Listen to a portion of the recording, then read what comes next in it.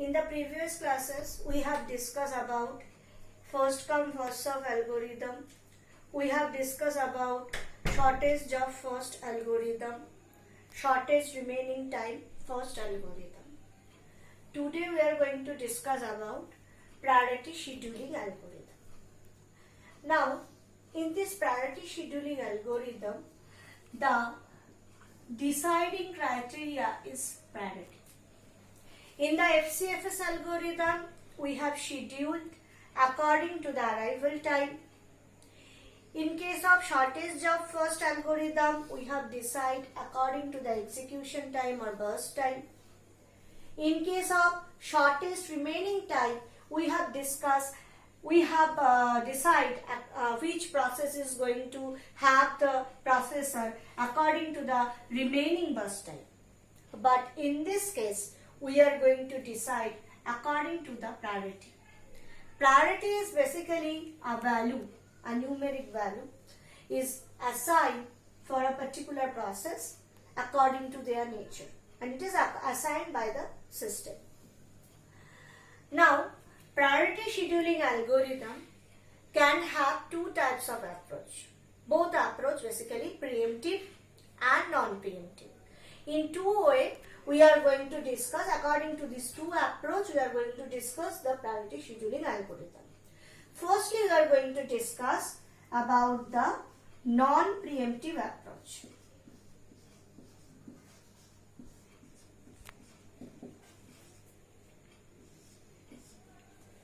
So, in the non-preemptive approach, actually we are going to discuss like that when we are going to give, or system going to give the processor to a particular process, then until the process voluntarily release the processor, no one can get back it from that particular process. That means we need to wait until the process complete. That process completion is the only event with that we have a change in the system. So, firstly we are going to discuss about this non-preemptive approach.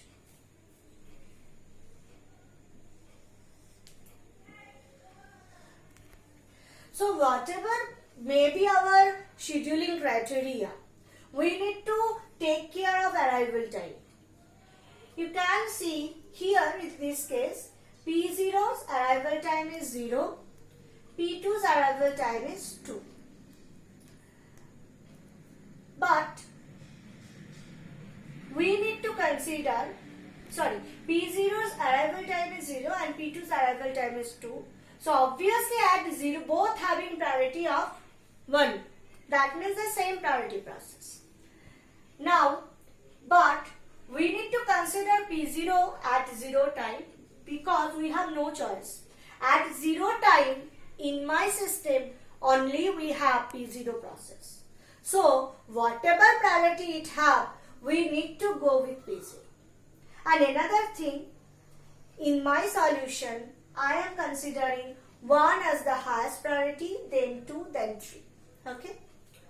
So at 0 I have only P0 in my system. So I am allocating P0. Because I am going to taking this non-preemptive approach, so until P0 complete, it is going to continue. So P0 complete, it is going to take 5 unit time for completion. So P0 is going to complete at 5. Okay. 0 plus 5, it is basically 5. Now, when P0 complete, then the time is basically 5. So, you can see P1 have arrived at 1, P2 have arrived at 2 and P3 have arrived at 3. So, at this time, every processes have arrived. So, which is the highest priority process among P1, P2 and P3? You can see P1 having priority 2, P2 having priority 1 and P3 having priority 3. So, P2 is obviously the highest priority process among them. We need to consider P2. Now P2 is going to take 8 unit time for completion. Also, it is going to complete at which time? 5 plus 8, it is 13. So it is going to calculate, it is going to complete at 13. Now P2 over. So now P0 is over, P2 is over. We have P1 and P3 in my system. Which have the highest priority? P1 is the highest priority process. So we are going to give the processor to P1. Now P1 is going to take 3 units of time for completion. So 13 plus 3 is reached to 16. P1 has also completed.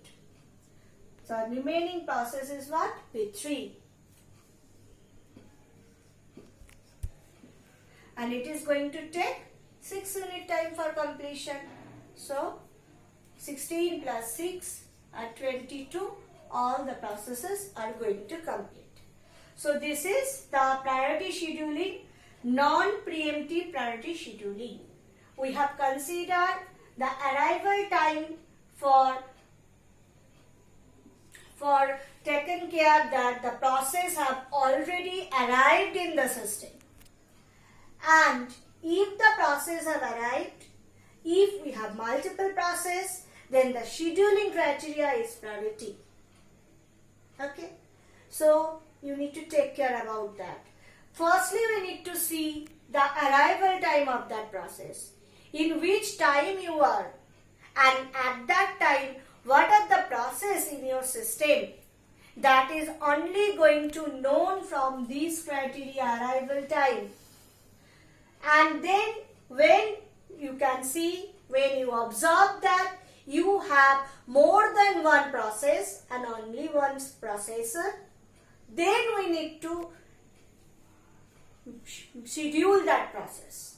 And for that case, if you are following priority scheduling, then priority is the criteria. So now we are going to discuss about preemptive approach of priority scheduling algorithm. Now the same problem we are going to done using preemptive approach.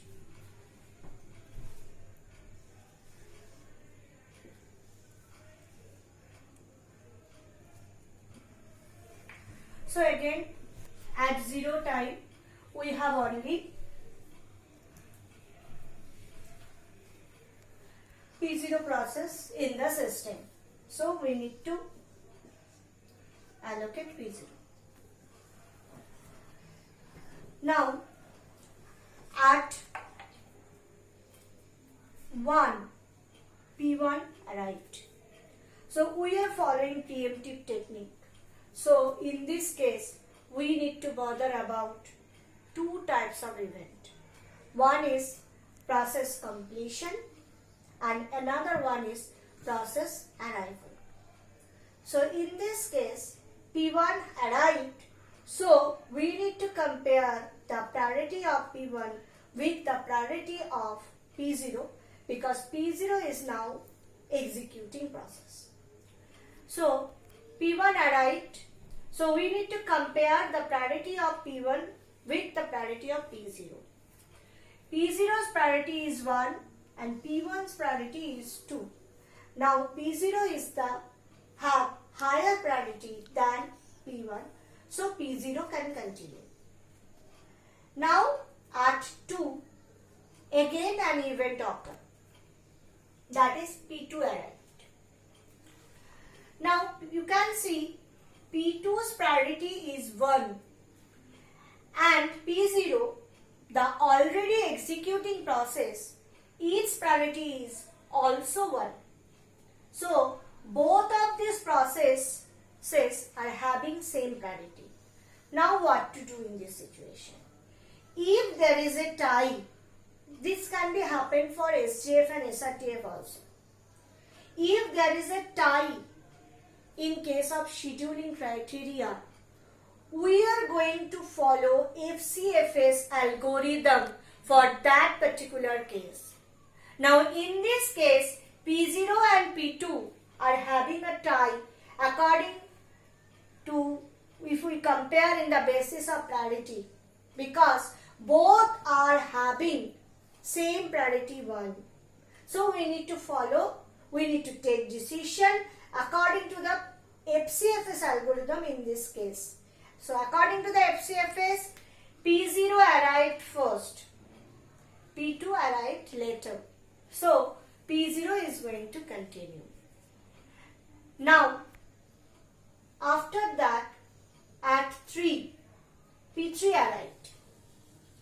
P3 having the priority 3, which is obviously less than P0. Lesser priority process. So P0 can continue. So P0 can continue up to 5. Okay. Now you can see P0 can continue up to 5.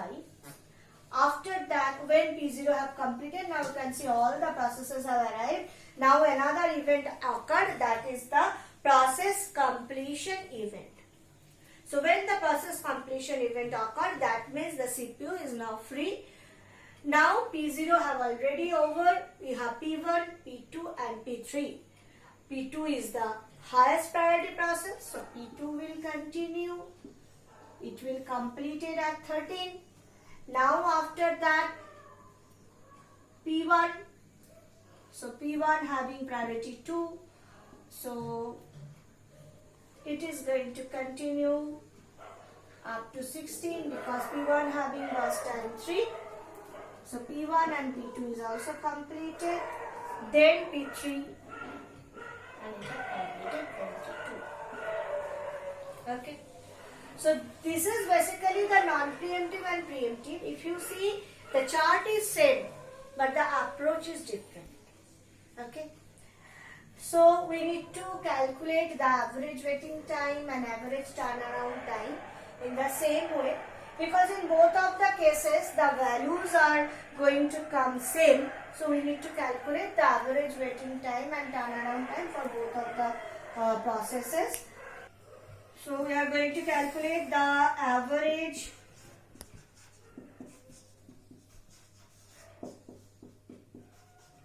waiting time.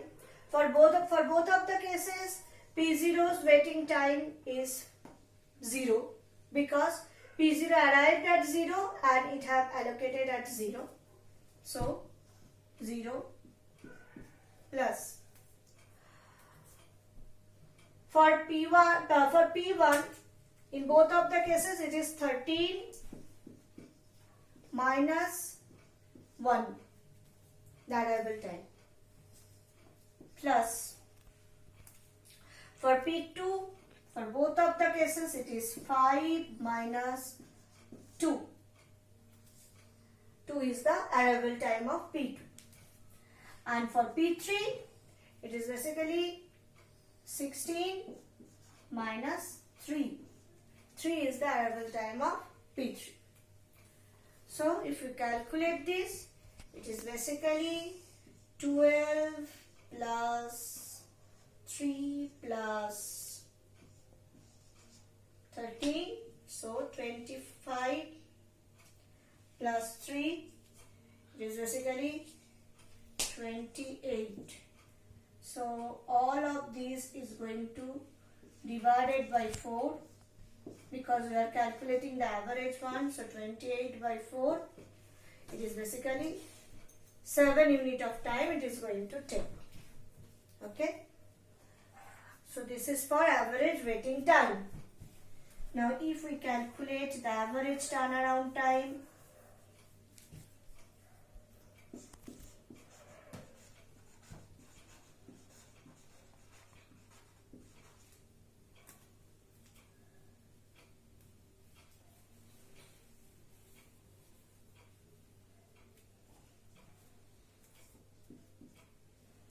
then for P0, the turnaround time in both of the cases, it is 5 minus 0, that is 5. For P1, it is completed at 16. So it is basically 16 minus 1 plus for P2 have completed at 13.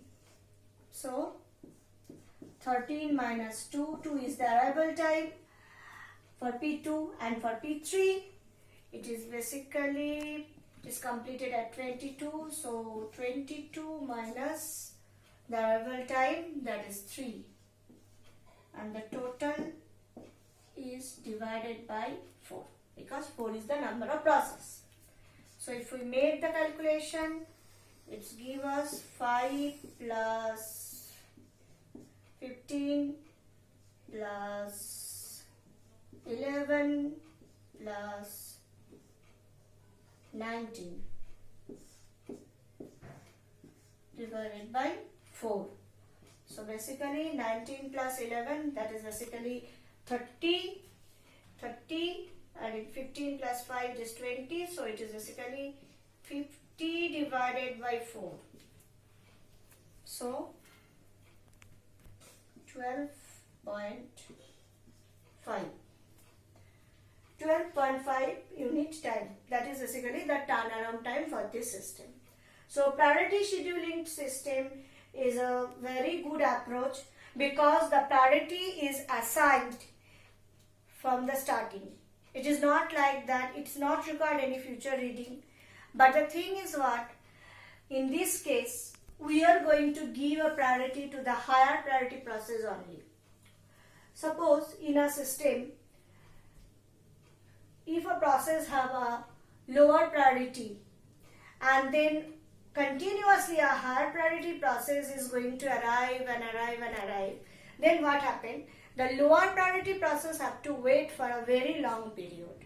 Maybe it is going to have a very less burst time. That means it is going to take a very less amount of time for execution. Then also it need to wait for a long period because it have the lesser priority. So for this case, they are going to suffering with a problem. So that is the problem for priority scheduling algorithm. In that case, higher priority processes are going to have the priority. They are going to complete first. But what about the lower priority process? Maybe they are having lower priority for execution, but they are having some priority. They required for execution. So because they required execution, but they have to wait for a long time, so it can make effect in the system's execution. So for this reason, there is an approach which is called